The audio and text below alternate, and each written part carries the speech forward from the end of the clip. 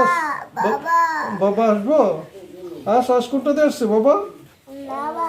বাবু কোনটা দিয়ে আসছে? কোনটা দিয়ে আসছে? হুম? বাবা আসছে কোনটা দিয়া? এটা দিয়ে, এটা প্লেন, এটা দিয়ে আসছে পুরো জাহাজ। প্লেন রে ডাক দাও সান, কেমনে ডাক দাও প্লেন রে? প্লেন রে কেমনে ডাক দাও? বাবা আস আস। বাবা বাবা আস। বাবা এখন কি করে এটা? মাশাল্লাহ, শুনছেন তো আমার এই ছেলে, ছোট্ট ছেলে শায়ান ইসলাম জুবান আমাকে কত সুন্দর করে ডাকে, বাবা আস আস। উপর থেকে যখন প্লেন যাইতেছে থাকতো তখন সে ডাকতো প্লেনকে, বাবা আস আস, প্লেন দেওয়া বাবা আসবে। আর আমাকে ফোন করলে বলতো বাবা আস আস। তাই আমি এই ছেলেকে সময় দেওয়ার জন্য বিদেশ থেকে চলে আসলাম 1 বছরের ভিতরে। আলহামদুলিল্লাহ ছেলেকে সময় দিচ্ছি এবং ছেলেকে নিয়ে খেলাধুলা করছি, অনেক ভালো লাগতেছে, অনেক আনন্দ, অনেক উৎসাহিত মনে হচ্ছে নিজেকে। আমার বড় ছেলে রায়ান ইসলাম ইরফান, সে 12 বছর বয়স, তারও তাকে নিয়ে খেলাধুলা করি। তো সব কিছু মিলে ছেলেদেরকে সময় দেওয়া বা ছেলেদেরকে নিয়ে খেলাধুলা করার জন্য মূলত সৌদি আরব থেকে এই 1 বছর পর আবারও আসলাম।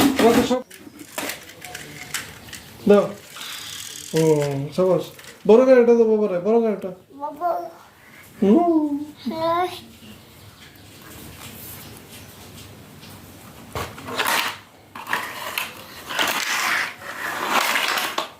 বড় গাড়িটা দেও না, ও বড় গাড়িটা নেই বাবা, চলো বাবা বলো বাবা।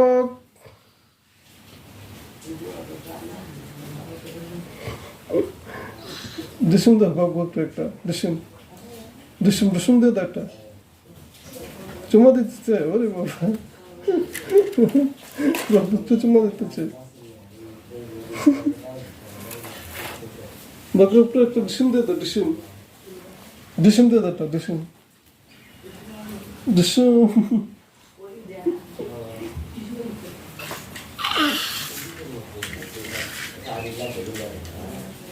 এটা দাদা, ওইটা নিয়ে আসো, ওই বড় গাড়িটা নিয়ে আসো। এটা দাও, বড়টা বড়টা, ওই গাড়িটা নিয়ে আসো। এটা এটা এটা এটা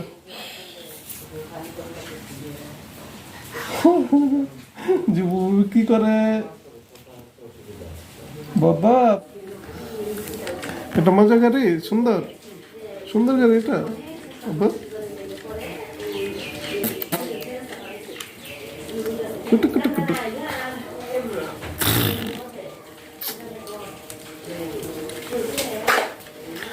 জীবন বেবি কোথায়? এখানে জীবন বেবি বাবার সাথে।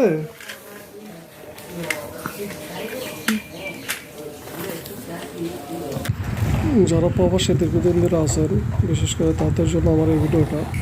ভাই দেখেন, আমরা প্রবাসে থাকি, প্রবাসে থাকি কত কিছু যে মিস করি এটা তো বলার বাইরে। আর আমরা অনেকে আছে যে অনেক টাকা পয়সা কামাই, কামানোর পরে আমরা সেগুলো জমা করি, ব্যাংক ব্যালেন্স করি, তারপরে সেগুলো দিয়ে আমরা মানে আরামায়েশে জীবনযাপন করতে চেষ্টা করি, কিন্তু আসলে মূলত আমরা এগুলো কোনোটাই কিন্তু পাই না। আরামায়েশ কিন্তু আমাদের হয় না, বা আমরা যেটা পাওয়া সেটাতে কিন্তু আমরা মূলত পাই না, বিরত থাকি। তো আমি বলবো কি, আপনারা টাকা পয়সা রুচি যেটুকুই করেন না করেন আলহামদুলিল্লাহ বলেন এবং আল্লাহর দরবারে শুকরিয়া আদায় করেন। আর দেশে আসা দেশের ফ্যামিলিদেরকে এবং বাচ্চাদেরকে সময় দেওয়ার চেষ্টা করেন। দেখেন, আমি 1 বছর আগে দেশের থেকে গেছিলাম, আজকে 1 বছর পর দেশে আবার আসছি। কেন আসছি দেখছেন, এই যে আমার ছেলে ছোট্ট জোবান, মাশাল্লাহ, সে 21 মাস এখন তার। আর বড় ছেলে ইরফানের বয়স এখন 12 বছর। তো ওদেরকে সঙ্গ দেওয়ার জন্য, ওদের এই যে একটা বয়স যেতেছে, এই যে আমার ছেলে ছোট্ট জোবান, তার যে একটা বয়স যেতেছে, এই বয়সটা কিন্তু আর কখনো ফিরে পাওয়া যাবে না। তাকে এখন যে আমি, সে যে আমাকে ছোট ছোট বাবা বলে ডাকে কত সুন্দর করে, তারপরে সে আমার সাথে যে খেলাধুলা করে, এই খেলাধুলার বয়সটা, এই যে বাবা বলা ছোট্ট একটা ডাক, এই ডাকটা আপনি আর চাইলে লক্ষ টাকা দিয়েও কিন্তু আর পাবেন না। কাজে আমি মনে করি আপনাদের যাদের এরকম ছোট বাচ্চা আছে বা যারা দীর্ঘদিন ধরে বিদেশে পড়ে আছেন, আপনারা ফ্যামিলিতে আসেন, আইসা আপনার ফ্যামিলিদেরকে সময় দেন, বিশেষ করে আপনার ছোট্ট বাবুকে আপনি সময় দেন। আল্লাহ না করুক এমনও ছেলে মেয়ে আছে যারা তার বাবাকে দীর্ঘদিন ধরে দেখে না এবং চিনে না, জানে না, এমনকি বাবার সামনে যাইতে দ্বিধাবোধ করে এবং বাবাকে বাবা বলে ডাকতে দ্বিধাবোধ করে। তো এই জন্যই আমি মূলত আসা, আলহামদুলিল্লাহ। আর আমার আরও কিছু কারণ আছে, যেমন আমার এলাকাতে গাছ ভরা ফল আছে এখন, লিচু, আম, কাঁঠাল, লিচু অ্যাভেলেবেল। আর আম, কাঁঠাল, লিচু এগুলো খাওয়ার জন্য, তাছাড়া এই সবচেয়ে বড় যে আমার আসার যে কারণটা সেটা হচ্ছে আমার এই ছেলের এই যে এখন বয়স, এই বয়সে সে আমার সাথে যত সুন্দর করে খেলাধুলা করতেছে বা তাকে নিয়ে যেটুকু এনজয়মেন্ট করতেছি, এটুকু এনজয় করা বা এটুকু বয়স, এটুকু ছেলের সাথে আপনি খেলাধুলা করে যে আনন্দ পাবেন সেটা লক্ষ টাকা, কোটি টাকা আপনি জমা করে সেটাও পাবেন না।